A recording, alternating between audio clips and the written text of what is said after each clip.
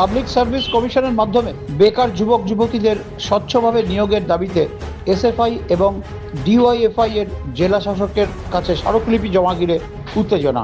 বুধবার বিকালে বাম কর্মীরা মিছিল করে হাওড়া ময়দানে জেলা শাসকের অফিসে যেতে গেলে পুলিশ তাদের বাধা দেয়। পরে দুপক্ষের মধ্যে শুরু হয় ধস্তাধস্তি।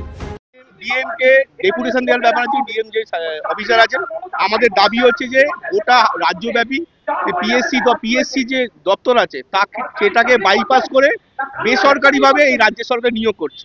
হাওড়া জেলার এমপ্লয়মেন্ট এক্সচেঞ্জ বন্ধ করে দিয়েছে। এমপ্লয়মেন্ট এক্সচেঞ্জ বন্ধ করার পর এমপ্লয়মেন্ট ব্যাংক করলো। এই এমপ্লয়মেন্ট ব্যাংকে লক্ষ লক্ষ হাওড়া জেলার ছেলেমেয়েরা নথিভুক্ত করেছে, নাম নথিভুক্ত চাকরির জন্য, কাজের জন্য। আজকে এমপ্লয়মেন্ট ব্যাংকে নথিভুক্ত করার পর তার কোনো ভবিষ্যৎ নেই। আমরা ডিএমকে বলতে চাইছি অবিলম্বে এমপ্লয়মেন্ট এক্সচেঞ্জ অবিলম্বে পুনরায় চালু করতে হবে। আমাদের হাওড়া জেলার ঐতিহ্য আছে, এখানে যারা পুলিশ অফিসার যারা আমাদের আটকালো তারা অনেকেই এই এমপ্লয়মেন্ট এক্সচেঞ্জে চাকরি পেয়েছে আর পিএসসি দপ্তর থেকে চাকরি পেয়েছে। এই পাবলিক সার্ভিস কমিশন রাজ্যের সরকার তুলে দিতে চাইছে। ওটা রাজ্যের প্রোগ্রাম, ওটা জেলায় জেলায় হচ্ছে যে ডিএম এর থ্রুতে রাজ্যের এই নবান্নকে জানাতে চাইছি পিএসসি দপ্তরের মধ্য দিয়েই সমস্ত সরকারি ক্ষেত্রে নিয়োগ করতে হবে।